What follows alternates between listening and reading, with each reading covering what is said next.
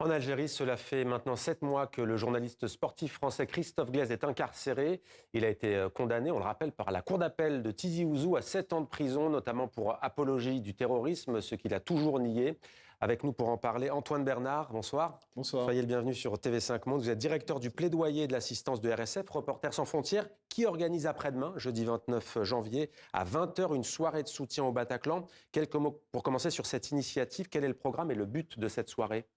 Merci d'abord de votre invitation. Alex Baupin, Mathilda, Malik Djoudi, Elephants, Yuxek, Jeanne Chéral, beaucoup d'artistes, beaucoup d'amis, des sportifs aussi, le président de la Fédération française de football, Philippe Diallo, la présidente du Comité national olympique et sportif français, Amélie Oudéa-Castéra, qui seront là, qui prendront la parole, des sportifs, des artistes. C'est une soirée de mobilisation pour marquer ce 7e mois derrière les barreaux du journaliste sportif Christophe Glaise, spécialiste de foot. Il est derrière les barreaux au terme d'une condamnation à 7 ans de prison, vous l'avez dit, une condamnation sans aucun fondement, sur la base d'un dossier vide de sens, vide de preuves, encore plus. Et donc, il faut qu'il sorte de prison. Nous en appelons à toutes et à tous. Rejoignez-nous si vous êtes à Paris. Il reste quelques places. Soyez avec nous. Lançons avec sa famille un appel que Christophe entende derrière les barreaux. Nous sommes avec lui. Et au président Tebboune, un appel, signez la grâce que la maman de Christophe vous a adressée. Est-ce que vous avez des nouvelles de Christophe Glaise ? Quelles sont ses conditions de détention ? Est-ce qu'elles sont toujours les mêmes ou est-ce qu'elles ont changé ? Non, les conditions de Christophe restent les mêmes. Elles sont les moins mauvaises possibles. Nous avons en effet des nouvelles. Il garde le moral. Comme depuis le début, Christophe est debout, il lit, il fait du sport, il souffre particulièrement d'être coupé du monde, par définition, et encore plus en tant que journaliste, de ne pas avoir accès à l'information. Est-ce que vous redoutez des conséquences négatives pour Christophe Glaise après les nouvelles tensions liées à la diffusion la semaine dernière sur France 2 de compléments d'enquête ?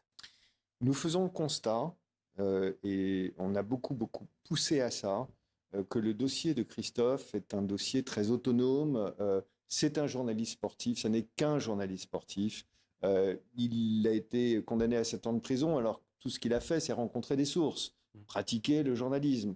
Le dossier est vide, il est accusé d'apologie du terrorisme, il n'a jamais fait l'apologie de quoi que ce soit, encore moins du terrorisme. Est-ce que ses parents, qui l'ont déjà vu dans sa cellule, vont pouvoir à nouveau le rencontrer ? Parce qu'hier, notre correspondant en Algérie nous disait qu'un chroniqueur de la chaîne Al24 News avait déclaré que par réciprocité, parce que la France empêchait la famille d'un diplomate algérien emprisonné en France de lui rendre visite, et bien par réciprocité, ce serait le cas aussi pour les proches de Christophe Glaise. C'est une information que vous avez ? Ça n'est pas avéré. En effet, on a entendu nous aussi ces affirmations qui ne sont pas vérifiées aujourd'hui.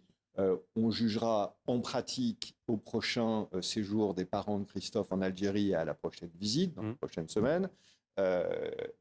Aucun signe aujourd'hui ne vient confirmer ces affirmations. Et nous espérons vraiment qu'une issue positive puisse être trouvée rapidement, dans l'intérêt de tout le monde. Vous avez évoqué la demande de la mère de Christophe Glaise au président algérien Abdelmadjid Tebboune d'une grâce présidentielle. Emmanuel Daoud et Amirouche Bakouri, les avocats de Christophe Glaise, ont interjeté un pourvoi en cassation. Est-ce qu'il y aura un nouveau procès ? Il y a surtout, depuis le 10 décembre 2025, une lettre de demande de grâce de Sylvie Godard, la maman de Christophe, sur le bureau du président de la République, Tebboune. Et il y a surtout un appel d'une mère au président Tebboune d'entendre son appel pour une grâce humanitaire. C'est ça l'important. Le pourvoi permet à Christophe de continuer de recevoir la visite de son avocat sans devoir passer par le juge des libertés. Le pourvoi sera retiré immédiatement au greffe de la prison de Tizi Ouzou si ça devait être un obstacle à l'aboutissement d'une grâce. Celle-ci peut être décidée n'importe quand par le président de la République. Merci beaucoup Antoine Bernard. Soirée donc de soutien à Christophe Glaise après-demain au Bataclan à Paris. Coup d'envoi à 20h. Merci à vous. Merci.